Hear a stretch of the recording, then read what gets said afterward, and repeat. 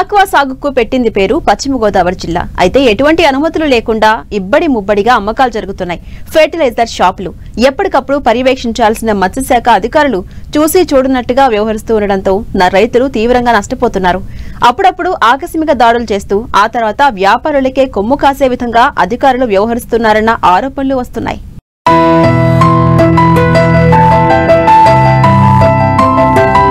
భారతదేశంలో ఆక్వా ఉత్పత్తులకు ఆంధ్రప్రదేశ్ మొదటి స్థానంలో ఉంటే అందులో పశ్చిమ గోదావరి జిల్లా ఆక్వా సాగులో ప్రత్యేక స్థానం సంపాదించుకుంది. ఇక్కడ సాగు చేసే ఆక్వా ఉత్పత్తులు దేశ విదేశాలకు ఎగుమతులు అవుతూ ఉంటాయి. అయితే ఇటీవల ఆక్వా సాగుకు ఉపయోగించే సీడ్స్, మేతలు సరైన నాణ్యతా ప్రమాణాలు పాటించడం లేదనే విమర్శలు రైతుల నుంచి వ్యక్తమవుతున్నాయి. ప్రభుత్వం నుండి ఎటువంటి అనుమతులు తీసుకోకుండానే ఆక్వా సాగుకి అవసరమైన మందులను వ్యాపారులు ఇష్టానుసారంగా అమ్మకాలు జరుపుతున్నారు.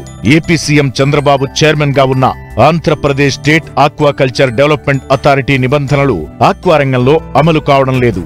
పశ్చిమ గోదావరి జిల్లాలో మొత్తం 278 aqua feeds and seeds trader షాపులు ఉంటే అందులో పట్టుమని 10 కూడా అప్పడ లైసెన్స్ తీసుకోలేదు. నిబంధనలకు విరుద్ధంగా షాపులను నిర్వహిస్తే సీజ్ చేస్తామని హెచ్చరిస్తున్నారు పశ్చిమ గోదావరి జిల్లా మత్స్యశాఖ అధికారులు. మన పశ్చిమ గోదావరి జిల్లాలో మనకు దగ్గరగా 268 aqua feed and need shops authorization కలిగి ఉన్నాయి. ఈ అప్సడా వచ్చి 2 సంవత్సరాలు అవుతుంది. ఈ 2 సంవత్సరాలు ఇప్పటి వరకు అతి తక్కువ మంది ఒక 10 షాపుల వరకు మాత్రమే తీసుకోగలిగి ఉన్నారు. కన్వా షాపులు అన్నింటికి కూడా త్వరలో వాళ్ళకి అప్సడా లైసెన్స్ ఇవ్వడం జరుగుతుంది. కొత్తగా వచ్చిన ఆ అప్సడా ఈ 2 సంవత్సరాల కాలము కూడా వాళ్ళకి అవగాహన కల్పించడంలోనే చేసాము. తదుపరి వాళ్ళకి కావాల్సిన డాక్యుమెంట్స్, వాళ్ళకి సమకూర్చుకోవాల్సిన డాక్యుమెంట్స్ అన్నీ కూడా సమకూర్చుకోవడంలో వాళ్ళకి కొద్ది ఇబ్బంది కలుగుతుంది. దాన్ని కూడా కొద్ది ఈ మత్స్యశాఖ పునరుద్ధరించడం జరుగుతుంది. త్వరలో వాళ్ళందరికీ లైసెన్స్ ఇవ్వడం జరుగుతుంది.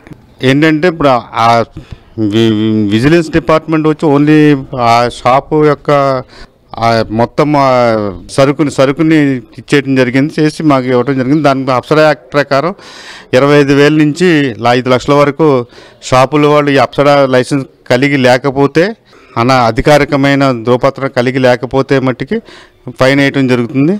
దాంట్లో మొన్న 2 షాపులు వెస్ట్ గోదావరిలో విజిలెన్స్ అండ్ ఫిషరీస్ కలిపి చేసి వాళ్ళకి చెరొక ₹1,00,000 ఫైన్ యాడ్ చేయడం జరిగింది. అలాగే వాళ్ళకి లైసెన్స్ కూడా పునరుద్ధరించడం జరిగింది.